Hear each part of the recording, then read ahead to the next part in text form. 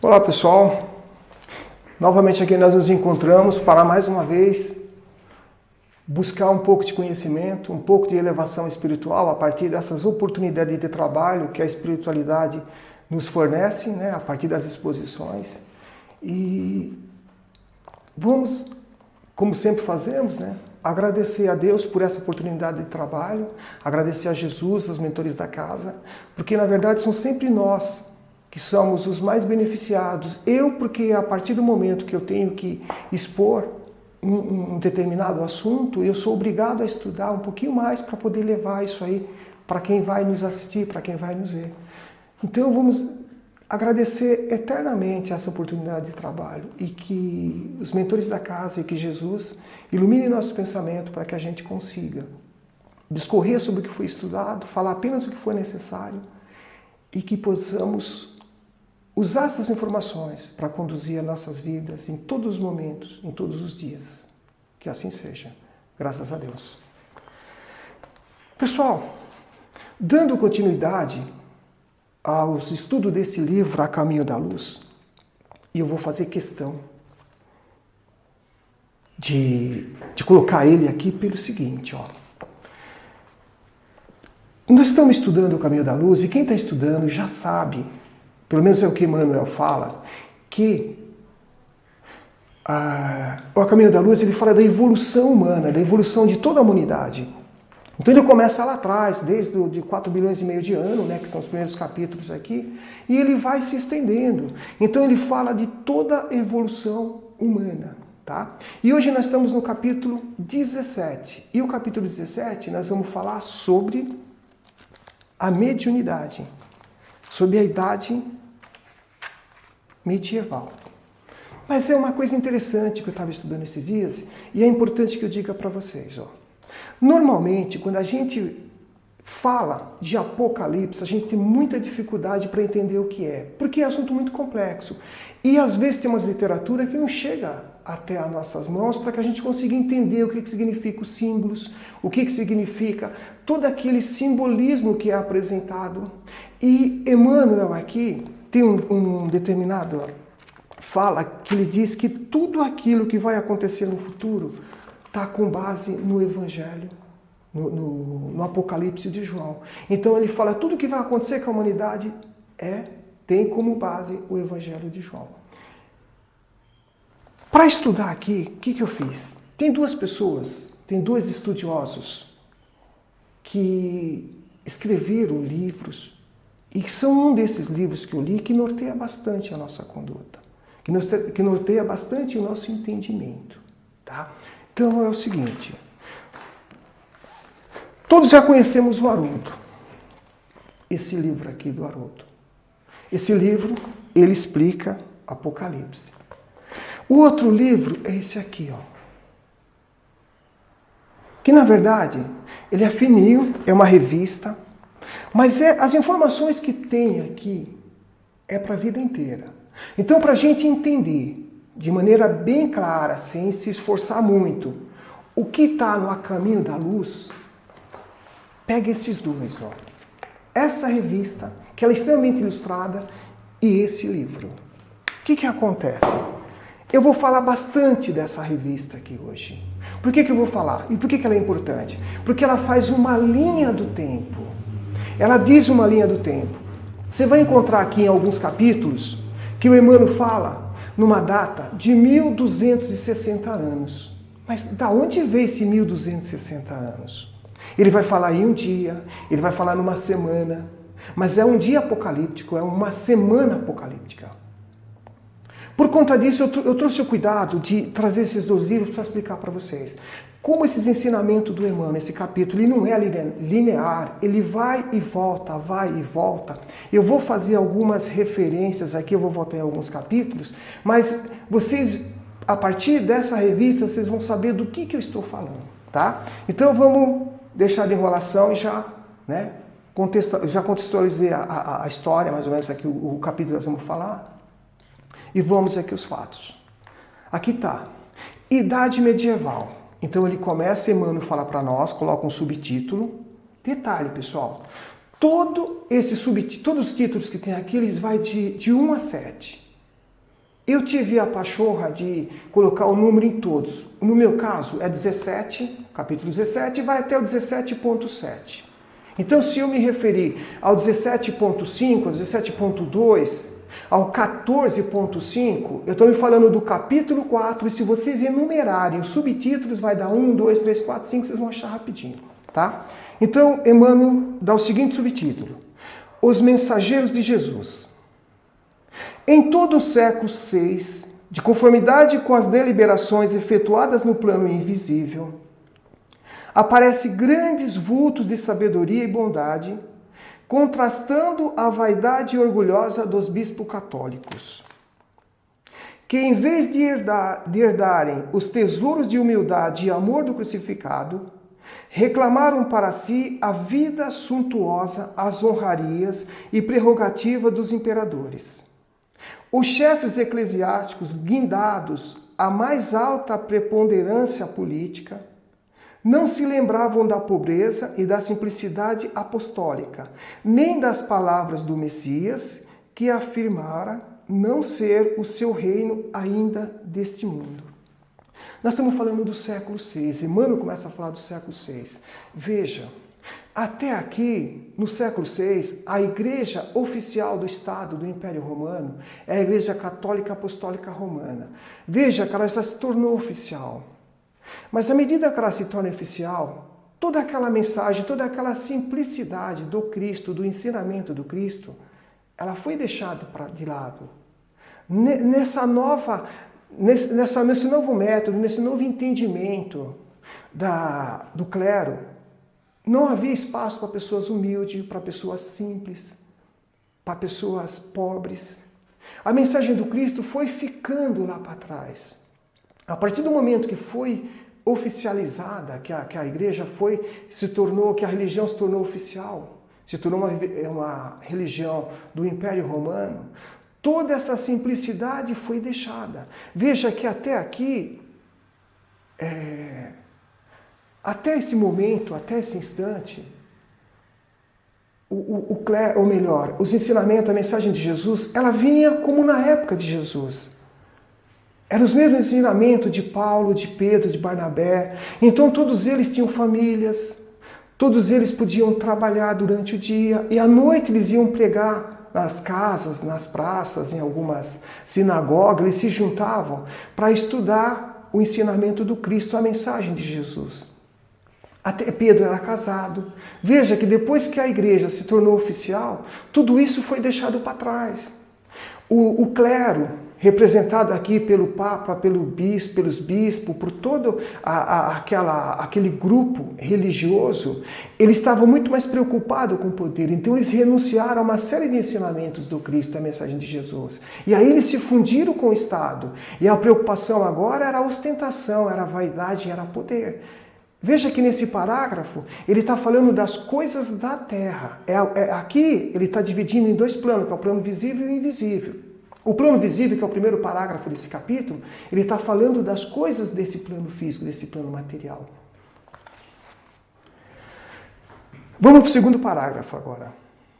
Todavia, nesse pantanal de ambições floresciam igualmente os lírios da misericórdia de Jesus, em sublimadas realizações de sacrifício e bondade, espíritos heróicos missionários, cuja maioria não se incorporou aos nomes da galeria histórica terrestres, exerceram a função de novos sacerdotes da ideia sagrada do cristianismo, conservando-lhe o fogo divino para as futuras gerações do planeta. Subordinados, embora a disciplina da Igreja Romana, eles ouviam no átito do coração, ou seja, no santuário do coração, a palavra eterna e suave do divino jardineiro, e sabiam por isso que a sua missão era da renúncia, do sacrifício e da humildade. Roma podia negociar os títulos eclesiásticos com a política do mundo e estabelecer a simonia nos templos sagrados, esquecendo os mais severos compromissos. Eles, porém, nas suas túnicas rotas, atravessariam o mundo alentando a palavra das promessas evangélicas, edificariam repousos de silêncio e de misericórdia, onde guardasse as tradições escritas da cultura sagrada para os dias do porvir. Ou seja, esse povo humilde, existiam aqueles padres, aqueles bispos extremamente humildes que eram anônimos, mas eles já eram mandados, já eram enviados pela aquela falange de luz a mando do Cristo. Então, vendo que todo esse grupo ele havia se desviado, toda a igreja de Roma ela tinha se desviado dos propósitos da mensagem de Jesus, a espiritualidade não deixa esse pessoal, esses fiéis, esses que iam procurar a igreja, eles não deixam ele em desamparo. Em que pese a ostentação, todo o poder que o Papa, que todo o clero detinha e buscava, esquecendo a mensagem do Cristo, esses anônimos, o que eles faziam? Eles sabiam o compromisso que eles tinham. Eram espíritos evoluídos que Jesus viabilizou as reencarnações deles, para que eles pudessem fazer o papel que o clero, a liderança do clero, não fazia e não reconhecia e não se esforçava para levar a mensagem. Então essas pessoas desconhecidas, essas pessoas anônimas, não deixaram a mensagem do Cristo no esquecimento. Apesar das trevas estarem sempre ali trabalhando, está sempre buscando atrapalhar a evolução do homem, a evolução da humanidade, como era o propósito, como era a proposta de Roma, né? A proposta de Roma era exatamente essa. Desses exércitos de abnegados que se organizaram com Jesus e por Jesus no seio da igreja, somos levados a destacar os missionários beneditinos, cujo esforço amoroso e paciente conduziu grande número de coletividades dos povos considerados bárbaros, principalmente os germanos, para o seio generoso das ideias do cristianismo. Então é isso. Esses beneditinos, esses evangélicos, esses religiosos extremamente simples, é que cumpriu o papel, é que não deixou o cristianismo, no primeiro momento, desaparecer. Porque eles sabiam por que estavam aqui. São espíritos escolhidos pela espiritualidade superior. São falanges de luz que escolhem, é a falange de luz que escolhe esses espíritos, e eles reencarnam aqui para que a ideia, para que todo aquele ministério do Cristo não seja subjugado, não seja ficar sob o domínio das trevas. Então é importante que a gente saiba disso nesse primeiro momento. Então ele dividiu aqui em dois planos. Tá? O plano visível, que aqui é o primeiro parágrafo, e o segundo plano, que é como a espiritualidade coordena tudo isso. E aqui é oportuno eu falar, como eu não falei no momento, quando eu falei aqui dessa revista aqui de transição. Essa revista é do Luiz Hu Rivas. Por que é importante? Porque assim, ele faz uma linha do tempo. Essa linha do tempo está dividida em duas partes. Eu não vou me estender porque não é objetivo, mas eu vou falar na própria leitura do capítulo. Pode ser que eu fale, que eu leia alguma coisa que quem está assistindo não vai entender por que eu estou falando. Por isso que gente, fundamental que se tenha essa revista e esse livro do Haroldo. Mas essa revista ela vem toda ilustrada. Então o que acontece? Nessa linha do tempo, os estudiosos dividiram esses entendimentos, esse mando do Cristo em dois períodos. Período das trevas e período da luz. O período das trevas é de 650 a.C. e vai até 610 depois de Cristo. Nesse período, a grande falange, o grande grupo de espíritos extremamente evoluídos, eles baixaram a Terra, que eles vinham com a proposta exatamente de investir no Império Romano. Roma tinha que ter um trabalho, ela tinha um propósito, né? Os dirigentes de Roma tinham um propósito, que era o quê? Que era alavancar toda a humanidade, que era fazer ela evoluir. Então, nesse período, veja só, de 650 a 610, 650 a.C., 610, dá 1260 anos. Esse período é o período da luz. Eles entendem que é o período da luz. Quando tudo isso esvaneceu, quando tudo isso não foi possível mudar a proposta, o que o Cristo faz? Ele retira esse grupo que estava ali dominando, ele retira. Como é que ele faz isso? Volto a repetir. 650 a.C. a 610 depois de Cristo. O que acontece em 607 da nossa época? Existe o papado. Olha o que aconteceu com o papado. O papado, o que acontece? Ele se coloca, o Papa, a figura do Papa aqui, ele meio que substitui o Cristo. Isso é o clero que diz. Meio que substitui o representante do Cristo aqui na Terra. Nesse momento, o período da luz, ela termina aqui. Aí começa um período de trevas. Esse período de trevas, de 1260 anos, ele vai de 610, e o marco disso é o papado, vai de 610 a 1870. Veja, são os dois períodos, né, da linha do tempo. 650 a.C. até 610 depois de Cristo. 1260 anos, período da luz. De 610 até 1870, mais 1260 anos, que é o período trevoso. Os maiores flagelos da humanidade aconteceram nesse período. É nesse período. E a história que a gente tem, toda a história, quando a gente estuda a história convencional, todos os livros falam isso. Mas qual que é a ideia de Emmanuel? É dar um viés espiritual para esses acontecimentos. Toda a parte material a gente vê. A parte material está em vários livros aí. A parte espiritual não. Emmanuel está mostrando para nós o que acontece. E todos os fatos relevantes que acontecem nesses períodos todos, ele está sob a coordenação da espiritualidade de luz e sob a coordenação do Cristo. Então é bom que a gente saiba disso. Quando está falando 1260 anos, a gente vai saber por que é. Porque evolução, o Apocalipse é tudo em período, é tudo em ciclos. E isso o Apocalipse deixa muito claro. Esse livro, A Caminho da Luz, deixa muito claro. E aquela revista mais ainda porque ela ilustra todo esse período. E aqui nós vamos para o segundo ponto. O Império Bizantino. Depois da morte do imperador Teodósio, eis que o mundo conhecido reparte em dois impérios, o do Ocidente e do Oriente, dividido entre os seus filhos Honório e Arcádio. Com o assalto dos Érulos em 476, desaparece o Império Ocidental, e com ele, para sempre, os resquícios da integridade do Império Romano, instalando-se depois, em 493, o reino ostrogodo na Itália, tendo Ravenna por capital.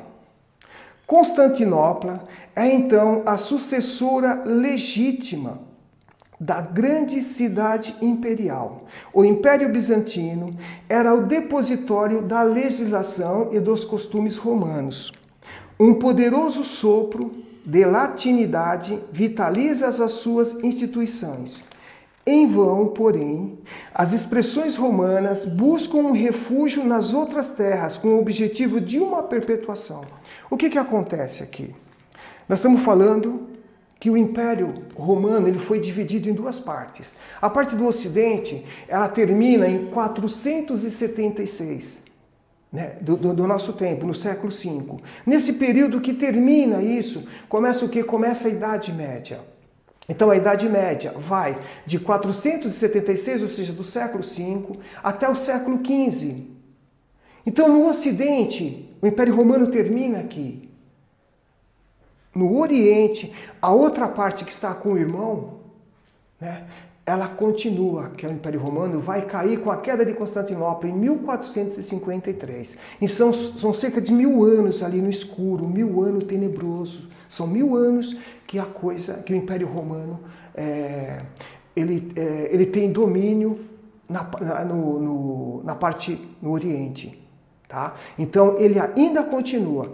Quando termina essa parte aqui, veja só, em Constantinopla tem o segundo concílio. O primeiro concílio é o concílio de Nicéia em 325, quando compila-se a Bíblia e a igreja se torna oficial, se torna o Império Romano.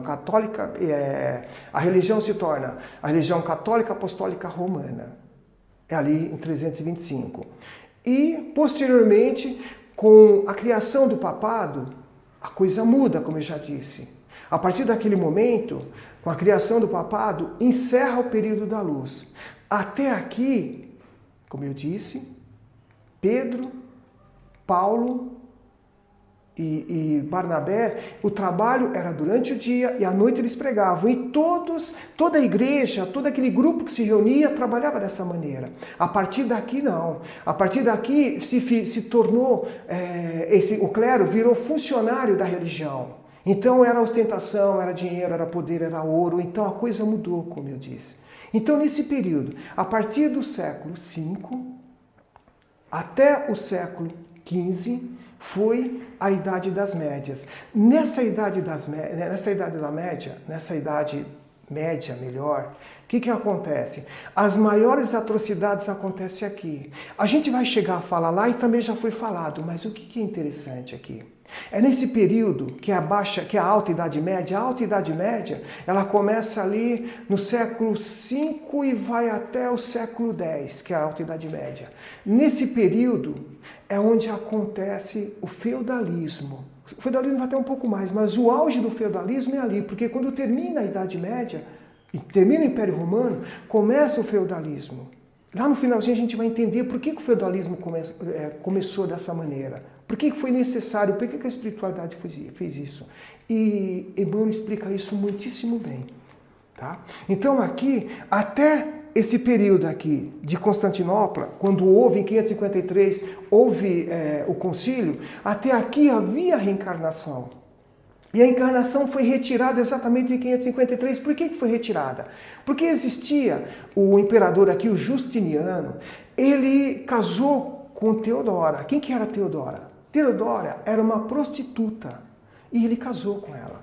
E para as meninas, para as prostitutas, aquilo foi uma glória.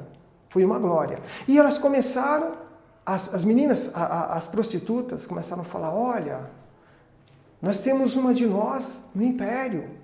Olha como a nossa profissão ela é relevante. Teodora não gostou disso. O que ela fez? Ela mandou matar todo mundo. E as 500 prostitutas foram mortas a mando de Teodora.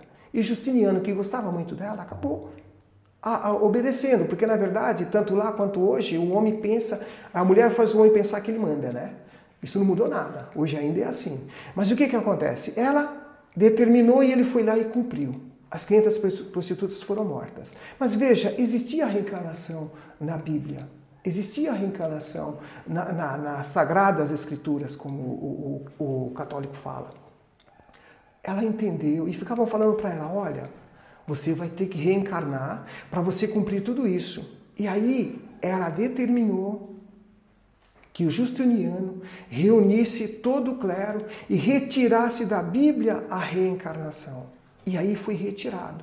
Veja que até aqui a reencarnação fazia parte da Bíblia. E a partir desse momento foi retirado.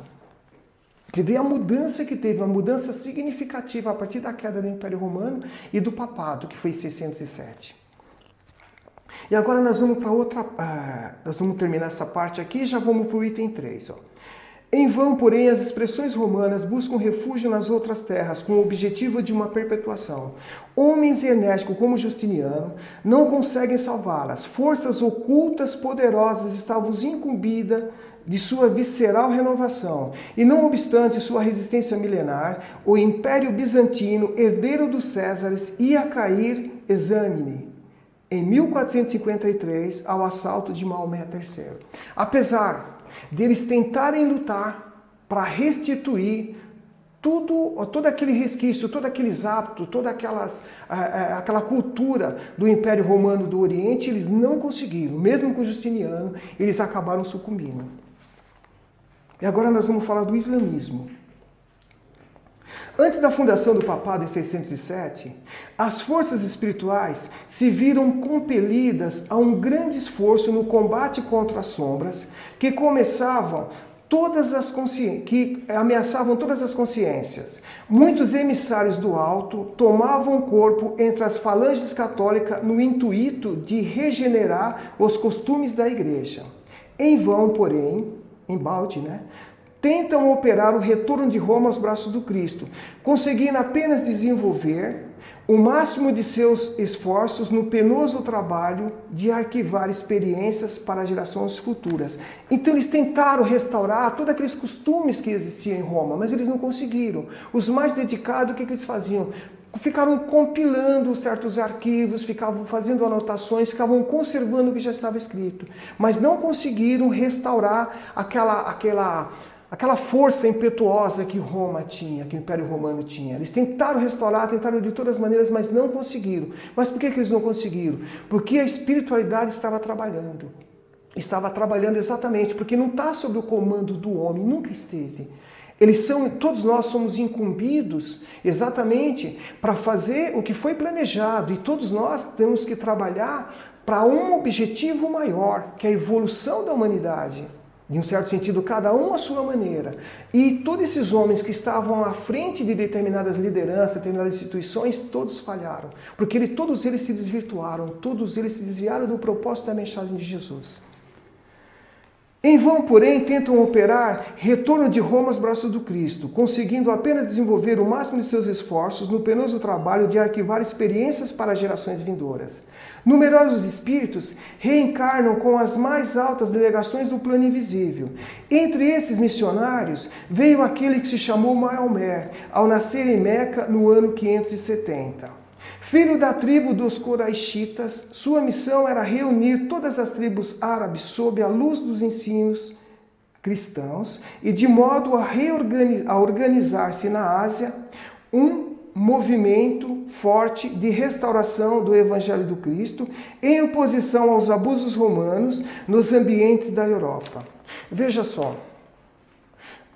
Jesus, todas as vezes que a espiritualidade, ela tem um propósito, claro, o objetivo da humanidade é evoluir, é progredir, tá? Desde lá de trás, Jesus aposta não é o termo, mas é uma maneira da gente ficar ser bem didático, Jesus aposta exatamente em determinados espíritos evoluídos que vão cumprir determinadas missões. E eles são delegados, eles são escolhidos e são mandados para cá. Desde que a humanidade ela teve essa evolução, ela teve aquele avanço no capítulo 10, a gente vai ver que teve aquele reconhecimento, o avanço da Terra. Eu esqueci o termo agora. Quando a Terra ela chegou no estágio onde ela a maioridade terrestre, esse é o termo. Então a maioridade terrestre ela foi reconhecida em dois episódios, tá? Em dois momentos. O primeiro momento foi lá no capítulo 10 desse livro. No capítulo 10, quando se apresentou ali toda aquela intelectualidade ateniense. Ali foi o primeiro pilar da maioridade espiritual terrestre. Primeiro pilar. O segundo pilar está no capítulo 11, que é o culto à família.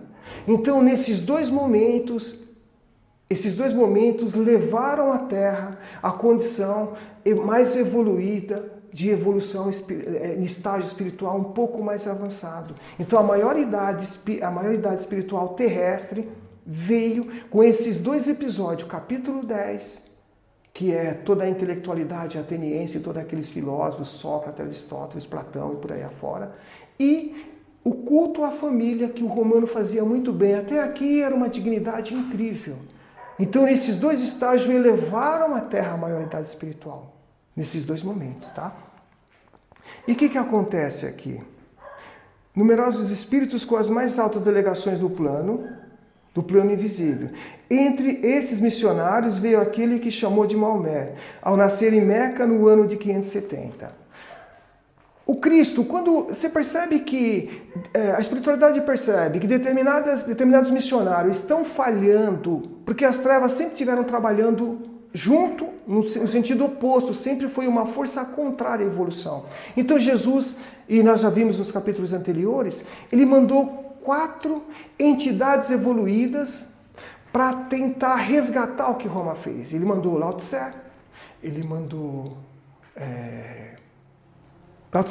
mandou Buda e mandou... Tem mais um que agora eu esqueci o nome. E um outro que ele mandou Sócrates, e teve mais um que ele mandou, que foi Maomé. Esses outros aqui conseguiram. Só que Maomé, por incrível que pareça, ele é um espírito bastante evoluído, tinha uma mediunidade extraordinária, uma mediunidade, várias faculdades mediúnicas, bastante ostensiva, e ele veio com um propósito, que ele era um missionário, é um espírito muito evoluído. E ele veio para, junto do Oriente Médio ali, ele alavancar o ensinamento cristão. A mensagem de Cristo tinha que ser distribuída ali, tinha que ser divulgada, tinha que ser difundida. Mas o que acontece? Ele, como tantos outros, às vezes não consegue concluir o propósito, a missão que veio, acaba se perdendo nas coisas do mundo, acaba se perdendo com a vaidade, acaba se perdendo com a matéria. E a primeira coisa que aconteceu com Maomé, ele acabou se casando com uma mulher extremamente rica. E essa mudança de condição social interferiu na sua missão, interferiu no seu propósito. Ele conseguiu deixar a religião, que era para alavancar, mas era a mensagem do Cristo, e ele não conseguiu. Ele conseguiu passar, deixou todo aquele legado, que é o Alcorão, né? Que são aquelas suras.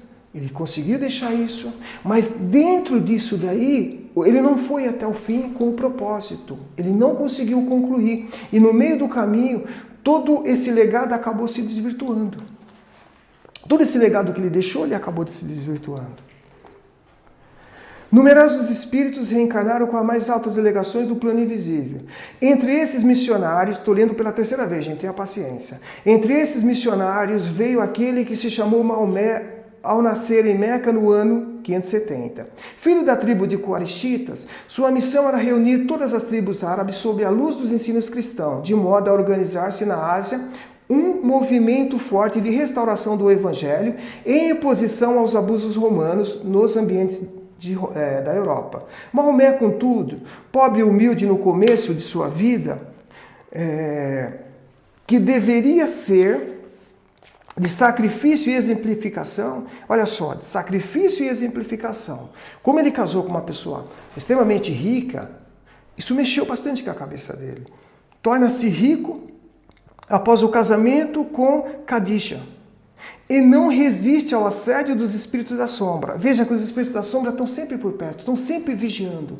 Qualquer que seja o mensageiro, qualquer que seja, imagina, os mensageiros imaginam de nós. Eles estão sempre atentos aqui exatamente para não deixar cumprir as suas propostas.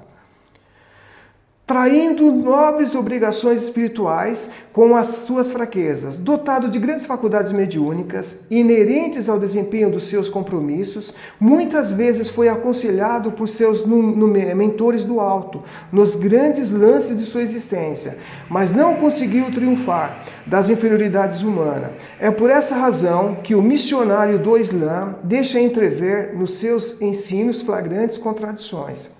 A par do perfume cristão, que se evola de muitas das suas lições, há um espírito belicoso de violência e de imposição junto da doutrina finalista encerrada no Alcorão. Existe a doutrina da responsabilidade individual, divisando-se através de tudo isso uma imaginação superexcitada pelas forças do bem e do mal, num cérebro transviado do seu verdadeiro caminho. Então, olha só, ele veio e ele tinha que se submeter a grande sacrifício. E ele tinha potencial para isso. O espírito dele já estava muito evoluído. Só que as trevas não deixam por menos. Ele se sucumbiu em face de todo o assédio das trevas. E qual foi esse assédio? Foi o poder, foi a fama, foi o dinheiro. Tudo isso fez com que ele sucumbisse e desviasse da proposta. Mas tem um grande legado que pouca gente fala quando se fala de Maomé. O que acontece? Existe algo que ele fez em Bagdá, é como se fosse uma biblioteca. Eu não vou lembrar o nome. É como se fosse uma biblioteca que ele deixou. Então, toda a ciência da época, os grandes pensadores, os livros daquela época foram levados para essa biblioteca. Tá? Então isso aí é um legado dele, porque foi a partir do Alcorão, foi a partir do Islã que tudo isso foi colocado ali. Tudo isso foi colocado, era livros, o conhecimento dos filósofos da época de Atenas, ali, da Grécia Antiga, vários estudos sobre astronomia, enfim, a ciência também estava ali. Então, esse é um grande legado que veio a partir do Islã e que pouca gente, às vezes, quando se refere a Maomé, acaba deixando. Mas mesmo ele tendo tudo isso, mesmo deixando tudo isso, ele não conseguiu concluir a sua missão. Acabou sendo a missão principal, que era divulgar a mensagem do Cristo no Oriente, ele não conseguiu. A par do perfume cristão que se evola de muito das suas lições, há um espírito belicoso de violência e de imposição junto da doutrina finalista encerrada no Alcorão. Existe a doutrina da responsabilidade individual, divisando-se através de tudo isso uma imaginação superexcitada pelas forças do bem e do mal num cérebro transviado do seu verdadeiro caminho. Por essa razão, o islamismo, que poderia representar um grande movimento do papado, um grande movimento de restauração do ensino de Jesus, corrigindo os desvios do papado nascente, assinalou mais uma vitória das trevas contra a luz e cujas raízes eram necessárias. Então ele veio para fazer o que, gente? Ele veio para corrigir esse desvio do papado. E ele realmente acabou não conseguindo fazer isso. Vamos para a guerra, o 17.4, as guerras do Islã. Maomé, nas recordações do dever que o trazia à terra, lembrando os trabalhos que lhe competiam na Ásia a fim de regenerar a igreja para Jesus, vulgarizou a palavra infiel entre as várias famílias do seu povo, designando assim os árabes que lhe eram insubmissos, quando a expressão se aplicava perfeitamente ao sacerdote desviado do cristianismo. Então, veja só, a palavra infiel ela ficou deturpada. Por que ela ficou deturpada? Porque ela se referia ao clero, se referia ao cristianismo. E essa palavra ela foi empregada no Islã para representar, para denominar aquelas pessoas que conflitavam com os ensinamentos do Islã, que eram conflitantes. Então eles chamaram essas pessoas de infiéis. Então essa palavra foi banalizada e foi desviada, porque o propósito não era esse. Era exatamente, infiel era aquele voltado para a Igreja Católica, aquele que seria o herege, aquele que o clero entendia, que não obedecia à Igreja. Não que o não obedecer à Igreja significa a igreja não estava representando a mensagem de Jesus. Então, aqueles que não se aceitavam, não se submetiam, ou que tinham um outro entendimento, mesmo aqueles que tinham mediunidade, que chamavam de bruxaria ou coisa do tipo, eles entendiam que eram infiéis e eles eram sacrificados por causa disso. Com o seu regresso ao plano espiritual, toda a Arábia estava submetida à sua doutrina pela força da espada. E todavia, os seus continuadores não se deram por satisfeitos com semelhante conquista. Iniciaram no exterior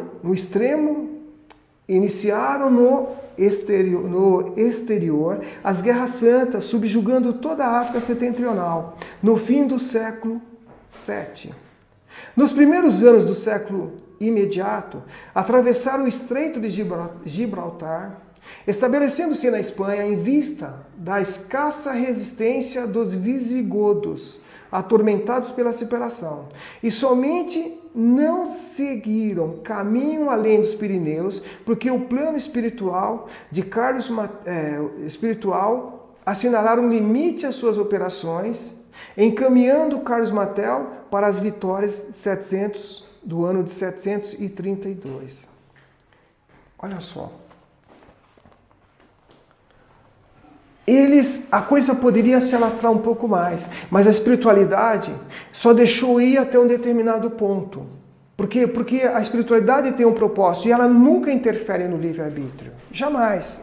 Não interfere no livre-arbítrio. Mas existe um planejamento para que todos venhamos para cá, para que cada um de nós reencarne nesse planeta. E cada um de nós tem uma missão. E esses espíritos dessa época, ainda lá de trás, dos primeiros anos, dos primeiros séculos, né, depois de Cristo, eles tinham que construir e manter a mensagem de Jesus. Mas mesmo aqueles que se desviaram, eles não deixaram ir muito longe. Apesar de estar em pleno período das trevas. Veja que de 610 a 1870 são um período mais tenebrosos, onde os espíritos das trevas reencarnam e aonde eles barbarizam a superfície do planeta. Veja que as maiores atrocidades acontecem nesse período. Idade Média e o feudalismo que fica ali dentro da Idade Média é onde acontecem as piores coisas, as piores atrocidades em cima da humanidade.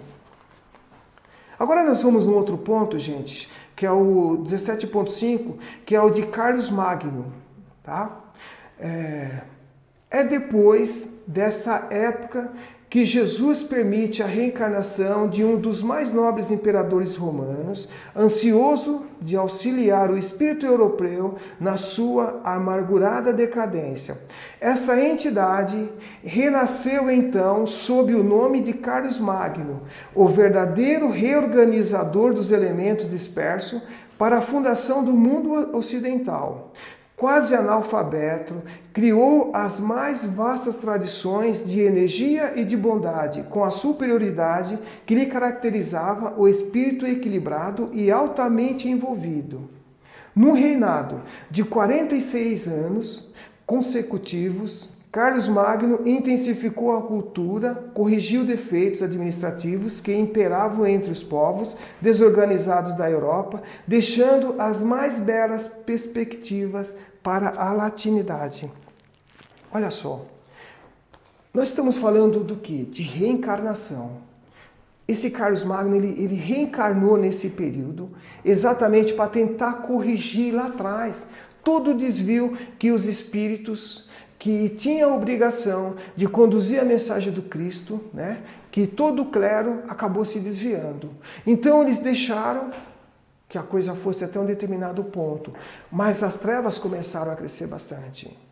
Então, sempre que começa a crescer muito, eles mandam a espiritualidade através do comando do Cristo, da égide de Jesus, ele sempre manda um espírito evoluído, um espírito de luz, para barrar um pouco o avanço das trevas. E sempre coloca alguém como um farol para nortear, para conduzir a humanidade, sem interferir o livre-arbítrio, mas sem deixar o Evangelho, a mensagem do Cristo, morrer, ficar esquecida ou ser subjugada pelas trevas.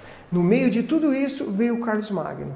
Para quem o Carlos Magno, a gente vai ler aqui, é um espírito extremamente evoluído e é tido como império sacro, ou sacro império. Por quê? Porque ele é tido, apesar de ser analfabeto, ele era multifacetado. Ele era um ser que ele atuava em todas as áreas, ele foi espetacular na política, na cultura, na religião, ele dominou em todos os sentidos, ele foi diferenciado.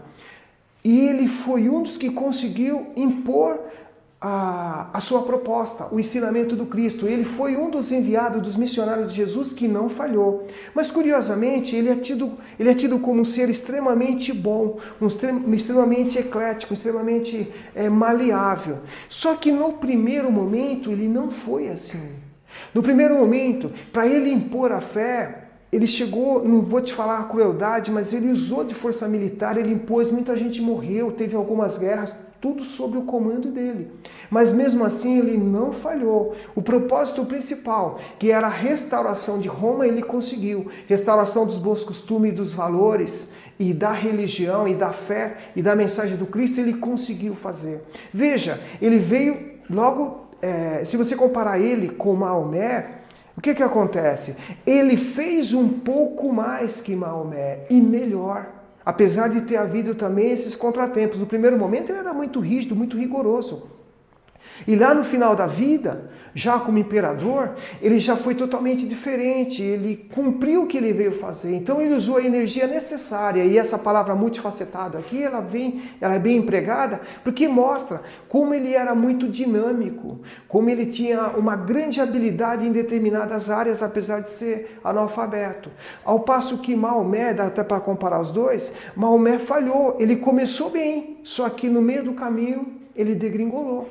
Ele se perdeu exatamente nas coisas do mundo, na riqueza, no poder, na vaidade.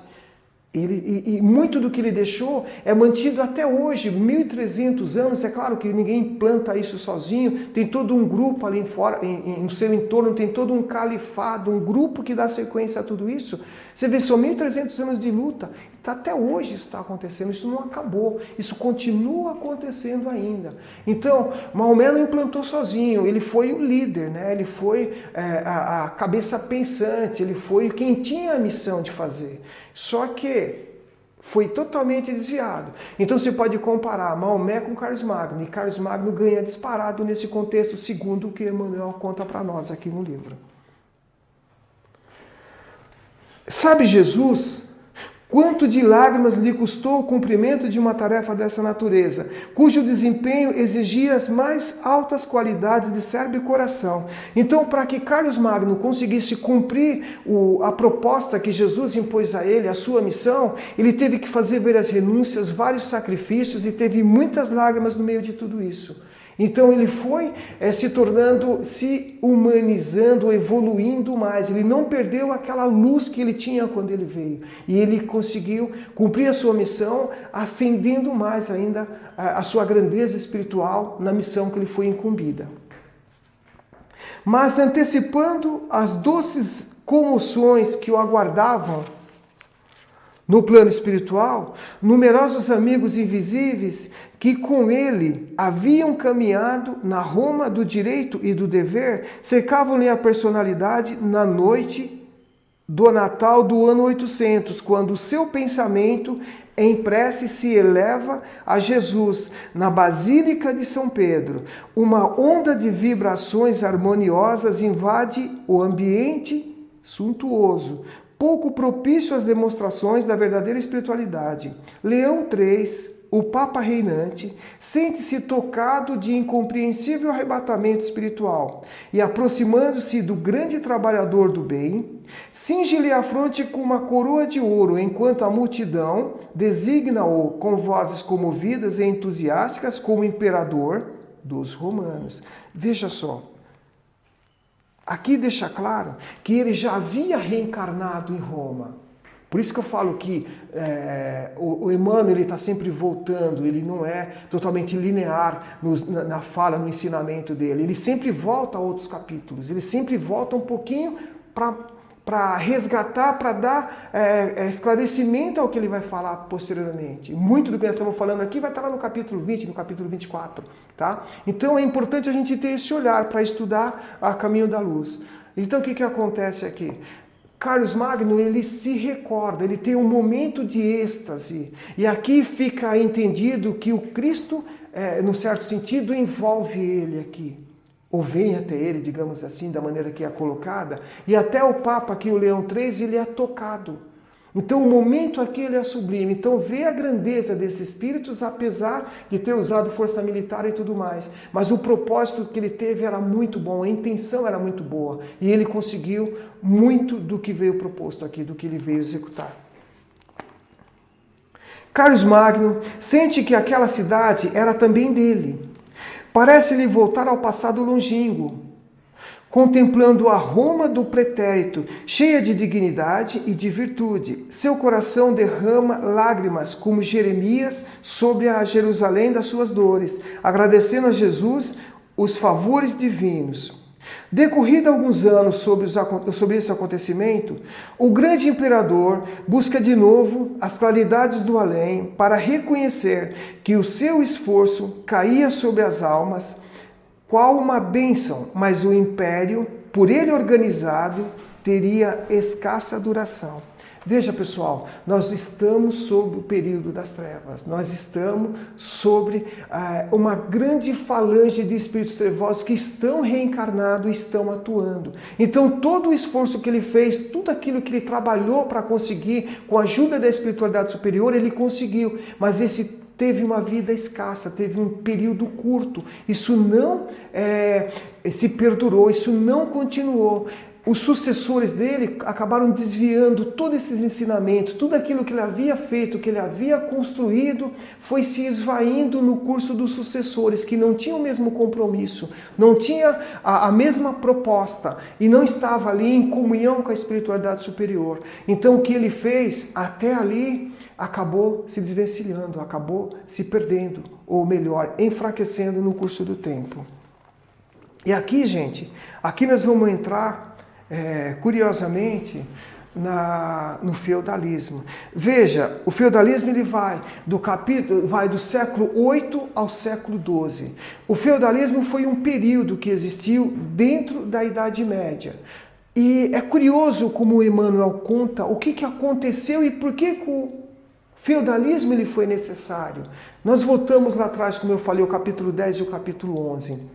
Os dois pilares que elevaram a Terra à condição de maioridade espiritual, terrestre. Essas duas condições, que era todo aquele conhecimento ateniense, toda aquela cultura de Atenas, os grandes filósofos, tudo aquilo foi um pilar. E o outro foi o amor, o respeito à mulher, o respeito à família, tá? Essa construção que Roma fez, cultuando a família. Esses dois pilares elevaram. Veja que agora nós estamos entrando num período que é chamado de feudalismo. E esse feudalismo, a gente vai ver que é um período extremamente cruel. Ele é extremamente desumano. Tudo aquilo que foi construído lá atrás, ele é desconstruído aqui. Ele é derrubado aqui. E Emmanuel vai explicar para a gente por que isso acontece. Porque lá atrás, depositaram uma confiança, a espiritualidade depositou uma confiança em determinados personagens, que viveram o Império Romano, e eles se desviaram, eles ficaram inebriados com o poder, com o dinheiro, com os desmandos.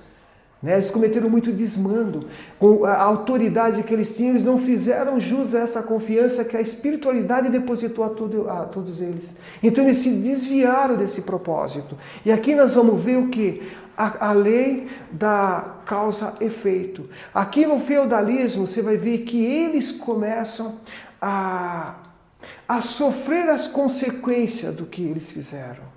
A consequência de tudo isso. Porque eles foram até um certo ponto. Eles conseguiram chegar no auge. E a espiritualidade está lá, que é do período 650 a.C. até os 610. Toda a espiritualidade segurou os espíritos trevosos e eles tiveram um lapso temporal razoável para que não reencarnasse naquele momento. Então eles foram meio que mantidos. A literatura fala isso. Então só veio o espírito de luz. Mas esses espíritos também que estavam atuando, eles também têm o livre-arbítrio, eles também têm a vontade. E aí você acaba se perdendo. Então muitos espíritos, a história nos mostra que muitos espíritos nascem com um propósito fabuloso. E falha. Se você pegar na própria codificação, você vê Lemarie, ele ficava junto com Delane, ficava junto com Kardec, todos eles, o Lemarie junto com esses espíritos vieram para trazer para nós o espiritismo. Então cada um tinha uma responsabilidade, tinha que conduzir, tinha que dar a sua força de trabalho para a construção do espiritismo. E o Lemarie acabou se perdendo. Perdão, o Rusteng, porque Lemarie e o Rusteng eles estão juntos. Ele acabou se perdendo, tanto é que ele criou os 4 evangelhos, tá? E foi um que bateu de frente com Kardec. Mas ele estava junto lá com Kardec. Ele estava junto com Leon Denis. Ele estava junto com Delane, com o Flammarion, ele estava todo junto com a espiritualidade, fez a proposta do espiritismo e ele se perdeu. Muitos outros vieram. E aqui eu não vou falar que se perdeu a pessoa que eu vou citar, mas se pega o Valdo Vieira, que veio junto com o Chico Xavier. O Chico Xavier fez um trabalho extraordinário e até onde se sabe, ele foi completista, do começo ao fim, ele veio e cumpriu o que veio fazer. Junto com ele estava quem? Valdo Vieira, de grande mediunidade. Você vê o trabalho que esses dois vieram fazer. Ao ponto de conseguirem trabalhar com o mesmo espírito, André Luiz, conseguiram fazer vários livros, cada um na sua cidade, ver a mediunidade desse homem. Mas no meio do caminho, por alguma razão, ele abriu mão do espiritismo. A gente não sabe exatamente porquê, mas ele abriu mão, diferente do Chico, que foi até o final. A gente vê que Santo Agostinho, por exemplo, ele começou mal, mas lá no fim ele acabou recuperando tudo isso. Aí você pega Luís IX da França, que era o santo, tido como rei santo. É um espírito que quando você pegar essa revista aqui, você vai saber quem era ele. Ele reencarnou várias vezes, mas toda vez que ele vem, acaba falhando. Toda vez que ele vem, acaba falhando. E aqui o que ele fez? Ele nasceu na França, era tido como rei santo, só que ele foi para as cruzadas. As últimas 2 cruzadas foram com ele. Precisava? Não. Então, espíritos muito evoluídos, mas acaba, como tem ainda o livre-arbítrio, né, acaba se perdendo no meio do caminho. Isso também aconteceu com Maomé e aconteceu com vários outros espíritos que a história conta para nós e vai mostrando. Porque não é o fato de ser um espírito evoluído que tem a sua missão garantida. Não, você tem o livre-arbítrio. Você pode fazer e como você pode não fazer. Por que ainda nós estamos no mundo de regeneração, né, de prova e expiações? E caminhando para a regeneração. Por que nós estamos no mundo de provas e expiações? Porque nós falhamos. Onde é que nós falhamos? O nosso livre-arbítrio. Por que a gente está trabalhando, nós estamos num período de transição, para ir para o mundo de regeneração? Porque a gente degenerou. E por que a gente degenerou, como diz aqui o Haroldo Dutra? A gente degenerou porque aplicou mal o nosso livre-arbítrio. Aí você degenera.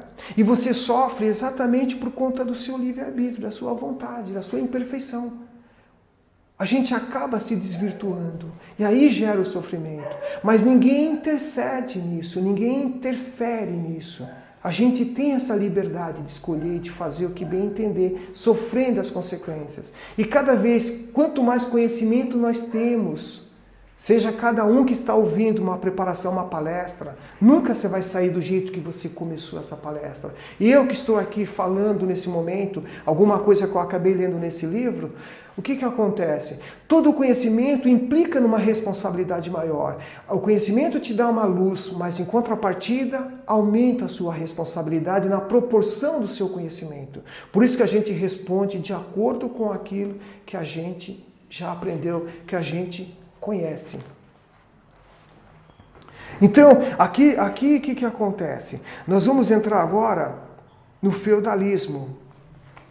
Por que nós vamos entrar no feudalismo e por que isso era necessário? Emmanuel começa falando o seguinte, ó. Depois das nobres conquistas atenienses em matéria de política administrativa, veja o capítulo 10 que eu falei, né? Depois das grandes jornadas do direito romano à face do mundo, ó, direitos e deveres. Então, o ordenamento jurídico de Roma ainda norteia várias partes, vários países do mundo até hoje. Então, ele buscou a justiça através de tudo isso. Depois de grandes jornadas do direito romano à face do mundo, custa-se a entender o porquê do feudalismo que se estendeu pela Europa desde o século VIII até o século XII, figurando-se ao estudioso da história como retrocesso de toda a civilização.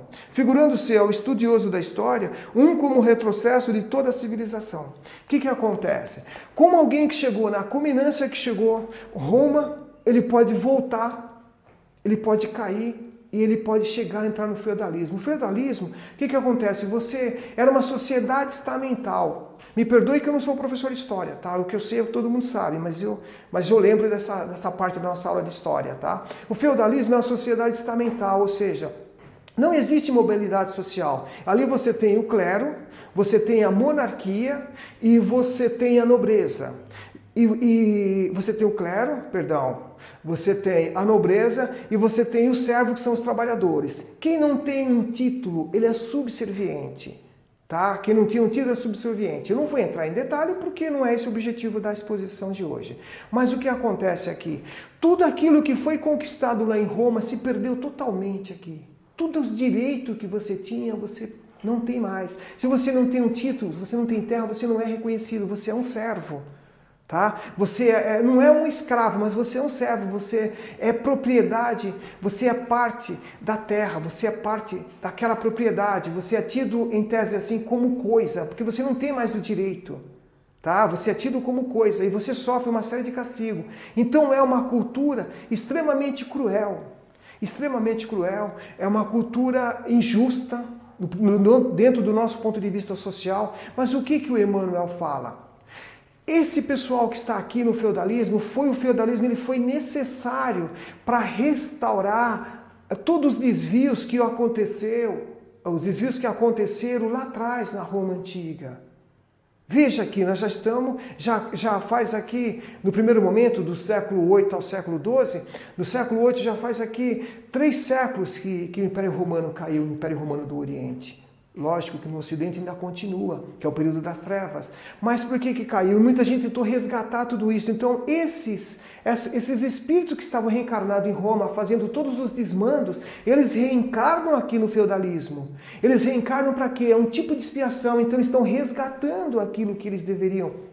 Que eles devem, todos os débitos moral que foi construído, que foi adquirido em Roma Antigo, aqui ele tem a oportunidade de resgatar. Aqui ele tem a oportunidade de ver o que é a misericórdia. Aqui ele tem a oportunidade de ver o que é a família, de ver o que é respeito, porque isso foi se perdendo no curso da vaidade dos anos anteriores. Então a única maneira de buscar, de fazer nesse lapso temporal, nesse espaço de tempo, fazer com que eles reconquistassem ou não perdessem os ensinamentos do Cristo, tentasse ver quais são os valores morais, foi exatamente o feudalismo. Então aqui eles estão subjugados, eles estão sofrendo o que eles fizeram sofrer lá atrás, embora em corpos diferentes. Então veja, gente, a reencarnação ela está indo e voltando o tempo todo, é uma parte do processo. E o Emmanuel aqui ele dá datas, por isso que é importante. Ele dá umas certas datas e ele sempre fala quem são esses personagens, que estão sempre aparecendo em cada capítulo que ele vem e expõe aqui para nós. Então tá, só mais uma coisa, o feudalismo ele é uma estrutura totalmente econômica, política, uma estrutura cruel, tá? É uma estrutura perversa. Então isso aí tem que ficar claro para a gente, tá? Depois das nobres conquistas atenienses em matéria de política administrativa, depois das grandes jornadas do direito romano à face do mundo, custa-se a entender o porquê do feudalismo que se estendeu pela Europa desde o século VIII até o século XII, figurando-se ao estudioso da história como retrocesso de toda a civilização. O clero, gente, aqui, o clero ele tinha muita força, ele tinha muito poder. Ele mandava. Dentro desse clero e dentro da nobreza, eles tinham a maior parte das terras. E a terra aqui era tudo. É que tinha poder, é que mandava. Tá? Eles negociavam. Veja que não tinha exército, era tudo cercado. E a pessoa ficava ali dentro, ela não podia sair. Então, cada senhor feudal, né? Cada senhor feudal, ele fazia a sua própria lei. E o que ele fizesse estava bem feito. O que ele fizesse era o que importava. As pessoas não tinham poder sobre si. Até o conceito de beleza da mulher era diferente. Até o casamento, naquela época, existia alguns tipos de absurdo numa relação. Quando se escolhia uma noiva, o próprio senhor feudal ele tinha direito sobre a noiva. Então era algo absurdo essas coisas que aconteciam na época. Mas tudo isso é conquista, tudo isso é expiação, conquista no sentido assim, cada um segundo a sua obra, tá? Isso que fique muito claro isso, tá, gente? Para a gente entender por que isso aqui foi necessário. Nós estamos em plena Idade Média, em plena Idade Média.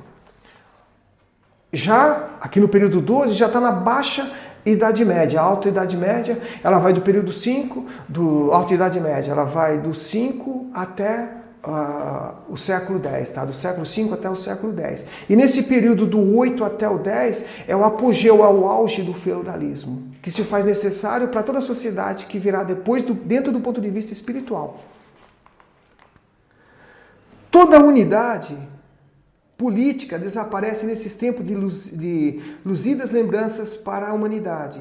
A propriedade individual jamais alcançou tamanha importância e nunca a servidão moral ganhou tão forte impulso.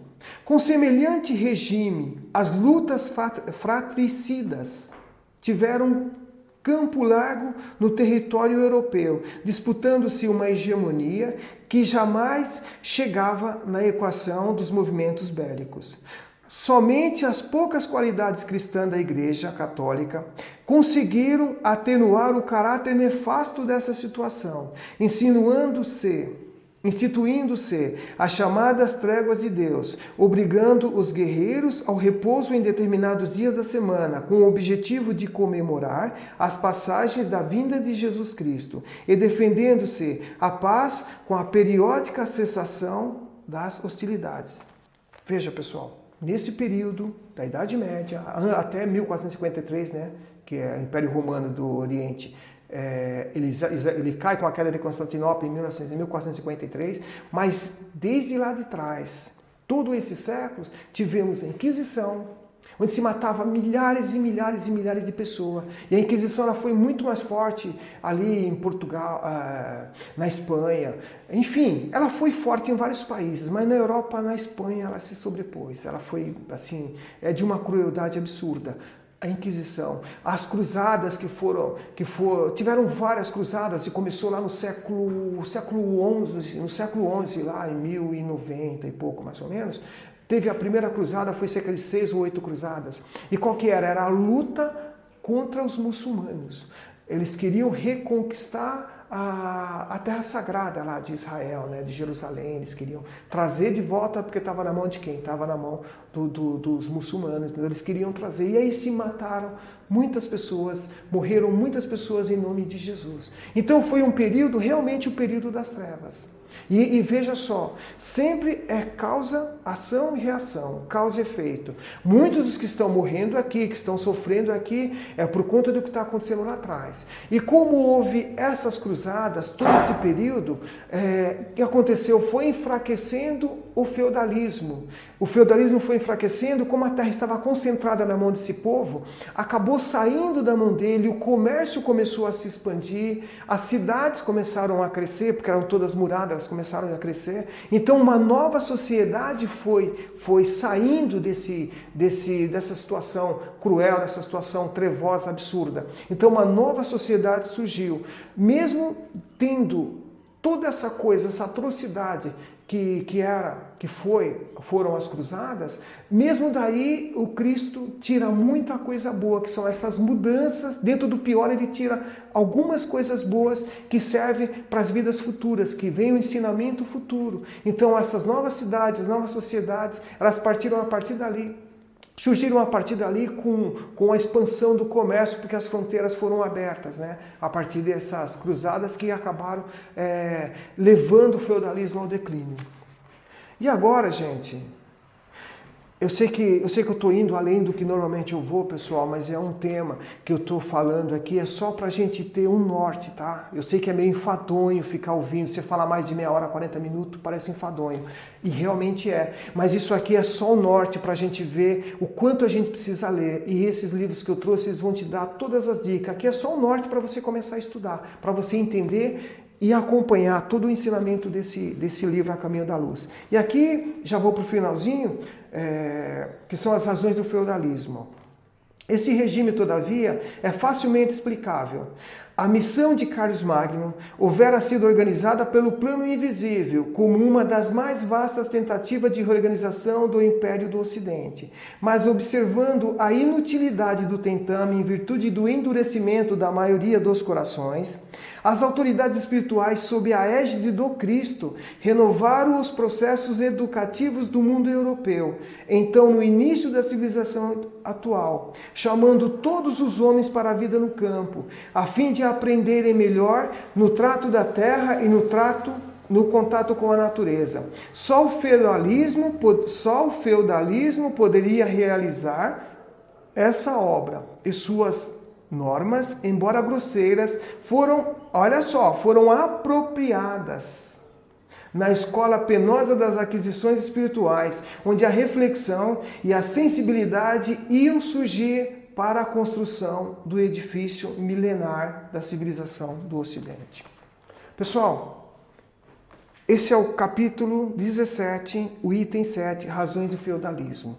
Eu sei que já está aqui há quase mais de 1 hora, tá? Eu vou encerrar por conta disso. Isso aqui é só uma pincelada do que realmente é esse livro, o que é esse capítulo, como todos os outros, tá? Mas não deixe de estudar esses 2 livros que eu indiquei para vocês. Tá bom? Ali vai estar bastante ilustrado uma linha do tempo e a gente vai entender quando ele se reporta a um período anterior, quando ele se fala a respeito de tempo, quando ele fala a respeito de 1260 anos. Tá bom? Obrigado, pessoal, pela paciência, tá? E até uma próxima.